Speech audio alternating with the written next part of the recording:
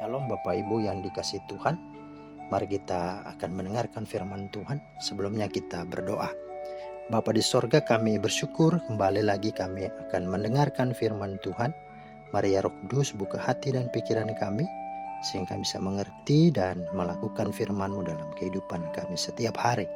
Di dalam nama Tuhan Yesus kami berdoa. Amin. Bapak Ibu, pembacaan firman Tuhan terambil dari Ulangan pasal 3 ayat 26 bagian A dan 27 serta 28. Beginilah firman Tuhan. Tetapi Tuhan murka terhadap aku oleh karena kamu dan tidaklah mendengarkan permohonanku. Naiklah ke puncak gunung Pisga dan layangkanlah pandanganmu ke barat, ke utara, ke selatan dan ke timur. Dan lihatlah baik-baik sebab sungai Yordan ini tidak akan kau seberangi. Dan berilah perintah kepada Yosua, kata kuatkan dan teguhkanlah hatinya. Sebab dialah yang akan menyeberang di depan bangsa ini, dan dialah yang akan memimpin mereka sampai mereka memiliki negeri yang akan kau lihat itu. Demikian firman Tuhan menjadi dasar dari perenungan kita pada hari ini. Tema kita pada hari ini adalah berjiwa besar. Tema kita adalah berjiwa besar. Nah, Bapak Ibu yang dikasihi Tuhan, berjiwa besar adalah tanda atau buah dari seseorang yang sudah matang dan dewasa rohani. Berjiwa besar tentu tidak datang dan muncul dengan sendirinya atau begitu saja atau tiba-tiba atau disebut dengan automatically, tidak. Melainkan melalui sebuah proses panjang, melalui latihan, perjuangan dan pengorbanan. Contoh Musa, seorang yang berjiwa besar dipakai Tuhan luar biasa sebagai pemimpin umat Israel. Tetapi Musa menjadi demikian bukan tiba-tiba atau instan, melainkan dalam proses Tuhan. Karena itu melalui kisah Musa ini kita belajar 3 hal yang menjadi ciri atau tanda orang yang berjiwa besar. Yang pertama, orang yang berjiwa besar adalah mereka yang siap untuk dibentuk Tuhan. Orang yang berjiwa besar adalah orang yang siap untuk dibentuk Tuhan. Ada 3 proses atau periode pembentukan dalam kehidupan Musa. Dalam periode pertama, 40 tahun pertama, Musa tinggal di istana Firaun. Dia diangkat anak oleh putri Firaun. Tapi dengan 40 tahun dia di sana, memang dia punya segalanya. Dia punya pengetahuan, tapi dia juga punya kesombongan jadinya, ya, meninggikan diri. Ya, seolah-olah dia berkata, I'm something, aku adalah sesuatu. Tetapi Tuhan proses dia, sehingga dia lari ke Midian, dan periode 40 tahun kedua Musa dibentuk, ya, dengan tidak memiliki fasilitas apa-apa, ya. Dia menggembalakan kambing domba milik Yitro mertuanya. Dan itulah sebabnya Musa akhirnya bisa berkata, I'm nothing, saya bukan apa-apa dan siapa-siapa.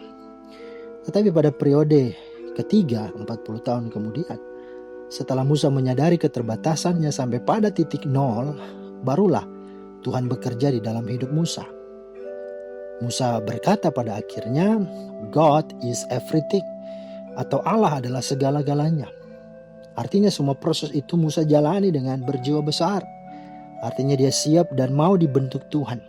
Dan ini diakui sendiri oleh Tuhan dalam Bilangan 12 ayat 3. Tuhan berfirman, adapun Musa, ialah seorang yang sangat lembut hatinya, lebih dari setiap manusia yang di atas muka bumi. Saudara bayangkan, tidak ada orang yang selembut hati Musa di muka bumi ini. Nah, sangat lembut hatinya maksudnya adalah Musa adalah pribadi yang sangat fleksibel, yang sangat elastis, yang sangat rela dan sedia dibentuk seperti apapun oleh Tuhan. Ya, kalau elastis, lembut hati itu, ya, artinya bisa di apa-apain, ya. Kalau rotan itu kan lembut, ya, tidak kaku. Ataupun ya tanah liat ketika mau dibentuk periuk atau dalam bentuk apapun bisa. Nah, itulah arti pertama dari berjiwa besar, siap dibentuk, rela dibentuk, sehingga menjadi pribadi yang lembut hatinya. Nah, hal yang kedua yang disebut dengan berjiwa besar adalah orang yang berjiwa atau mereka yang siap menerima teguran, kritikan, bahkan disiplin dari Tuhan. Nah, saudara, kita tahu sekalipun Musa seorang yang begitu luar biasa, bukan berarti dia manusia tanpa kekurangan, tanpa salah dan tanpa dosa.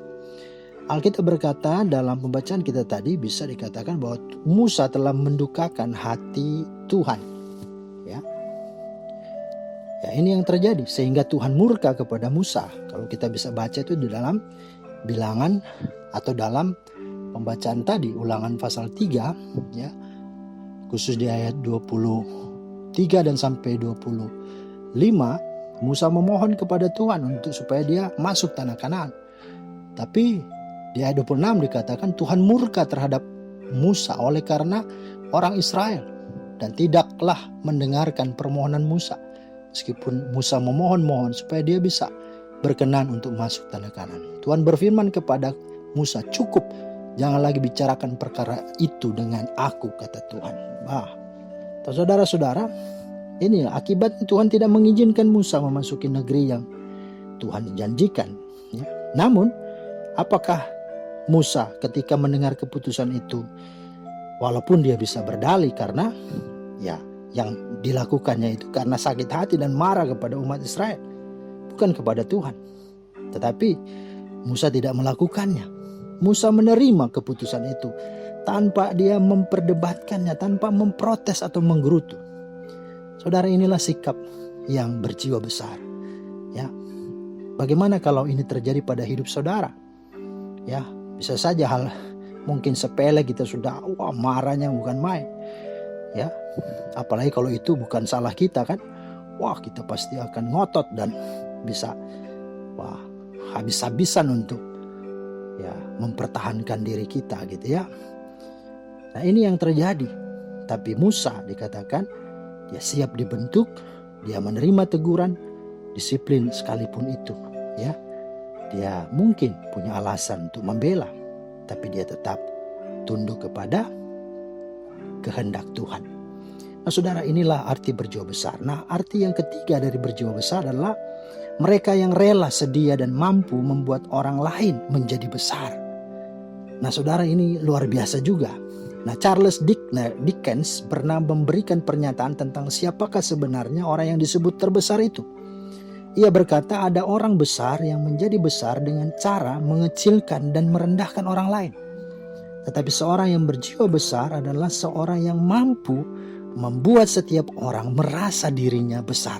Wow, itu pernyataan yang sungguh bijaksana, sungguh menginspirasi. Saudara, bahwa hampir setiap orang ingin menjadi nomor satu dan terkemuka.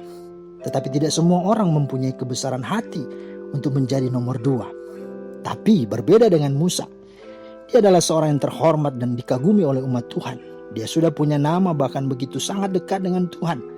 Tetapi ketika dia tahu bahwa Yosua yang akan menggantikannya, dia pun tidak kecewa dan marah kalau posisinya diganti oleh orang lain yang adalah abdinya, bukan anaknya, bukan saudaranya. Dia tidak mau bernepotisme, melainkan Musa dengan senang hati dan dengan segala kemampuannya mempersiapkan Yosua, menasihatinya dan memotivasinya untuk dapat memimpin umat Tuhan masuk sampai menduduki tanah perjanjian.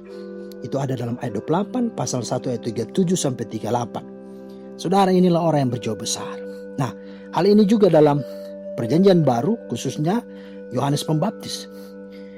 Ya, kalau kita bisa melihat di saat begitu banyak orang mengeluh-elukannya, Yohanes Pembaptis justru menunjukkan kebesaran hatinya.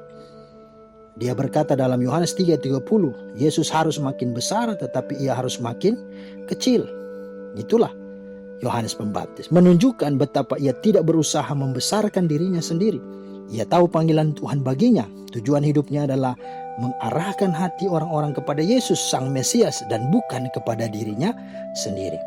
Saudara, kesimpulannya, orang yang berjiwa besar bukan mereka yang tidak pernah menangis dan terluka, melainkan orang yang tetap tegar dan tetap berlaku baik di tengah banyak orang yang menyakitinya dan melukainya. Berjiwa besar adalah orang yang menyadari siapa dirinya di hadapan Tuhan, yang mengakui bahwa Tuhan berdaulat atas segalanya, dan mengakui bahwa Tuhan juga dapat memakai orang lain untuk menjadi alatnya. Mari kita memiliki jiwa yang besar, khususnya di tengah-tengah keadaan dunia ini. Sungguh-sungguh orang yang berjiwa besarlah yang sungguh-sungguh dinantikan dan dipercayai dan dapat menang atas segala apapun yang terjadi dalam dunia ini. Tuhan memberkati. Amin.